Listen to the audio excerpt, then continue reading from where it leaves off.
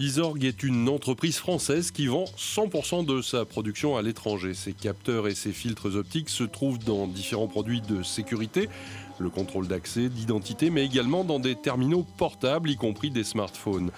Créée à Grenoble, l'entreprise a ouvert un site de fabrication à Limoges sur le parc technologique d'Esther. On est toujours dans nos métiers de capteurs d'empreintes digitales. On est toujours dans des domaines qui vont de la sécurité aux frontières jusqu'au smartphone. Donc on a différentes tailles et on a une seule technologie. Par contre, on fait différents produits. Je vais vous montrer un exemple.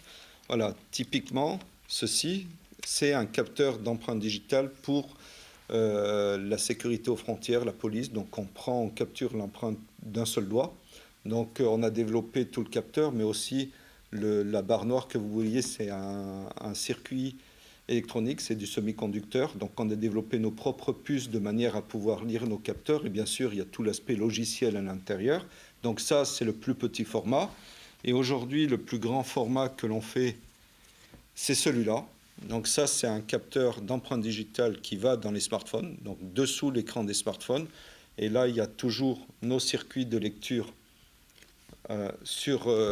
qui sont attachés au capteur. Dans ce capteur, il y a notre technologie. Il y a une autre technologie qu'on appelle de filtre optique qui a été développée et inventée par Isorg, sur lequel on a beaucoup de brevets.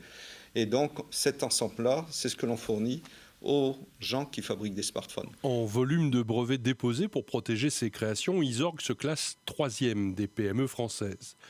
Alors qu'une crise mondiale des semi-conducteurs paralyse certains sites de production, la société, par ses spécificités, se trouve à l'écart du phénomène. Non, on n'est pas une victime de la crise des semi-conducteurs. On a les choses que l'on fait fabriquer, ce sont des choses que l'on fait fabriquer à façon pour nous. Donc on est sur des produits qui ne sont pas des produits standards du marché, qui sont des produits très particuliers. Alors bien sûr, on nous a demandé de placer des commandes en avance de phase de manière à garantir la fourniture, mais aujourd'hui, on n'a aucun problème pour approvisionner et les matériaux que l'on a besoin, ou les circuits intégrés, ou les flex. Alors ça, c'est une partie de ce qui rentre, ça c'est complètement inerte, c'est les plaques de verre. C'est les plaques de verre sur lesquelles soit il y a des réseaux de transistors, soit là, on est venu laminer un morceau de film plastique qui va nous permettre dessus de développer notre technologie. Donc ça, c'est la base sur laquelle on va travailler. Et je vais vous montrer avec quoi, derrière, quels sont les produits que nous utilisons. C'est des symboles qui inquiètent parce que tout ça c'est normalisé, donc ce sont des solvants. Et à l'intérieur, qu'est-ce que vous avez ? Vous avez simplement des petits flacons, voilà, où vous avez les différents produits que l'on utilise. Des produits que l'on utilise, c'est typiquement de l'alcool, du xylène.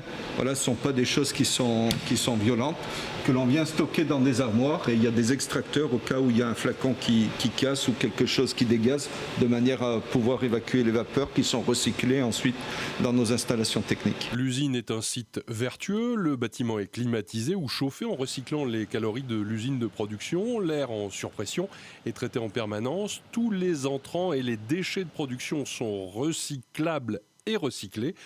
Avec une centaine de personnes sur site, il y a toujours des recrutements en cours. Alors l'ambiance lumineuse assez curieuse, en fait, c'est uniquement pour couper les ultraviolets.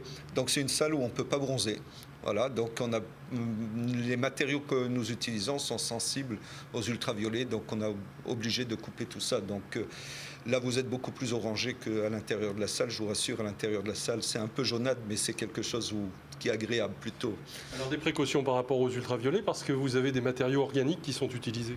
Voilà, parce qu'on utilise des matériaux organiques qui sont en base de chaînes de polymères. Et généralement, les polymères n'aiment pas les UV, ce qui fait que vos plastiques jaunissent, etc., etc. Donc aujourd'hui, on est obligé de couper tout ça lors de notre process. Alors, qui sont les techniciens qui travaillent à l'intérieur de cette partie industrielle de l'entreprise ? Alors, à l'intérieur, vous allez trouver des personnes qui ont des profils ingénieurs. Clairement, au niveau de certains équipements, de certaines étapes process, ou qui sont très fortement, je dirais, liées à des façons de travailler, des procédures.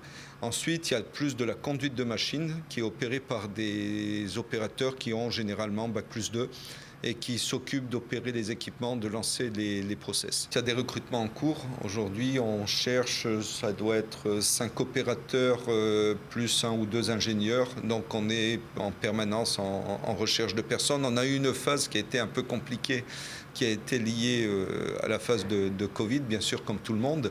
Et aujourd'hui, où on est sorti de cette phase-là, on est en train de recruter à nouveau. Étrange découverte chez Isorg, un badge du FBI. Non pas que le président de l'entreprise soit un fan de séries télé, mais le très sérieux bureau d'investigation américain est impliqué mondialement dans l'orientation des technologies liées à la sécurité et se trouve être également un certificateur. Alors le FBI est une référence sur la planète.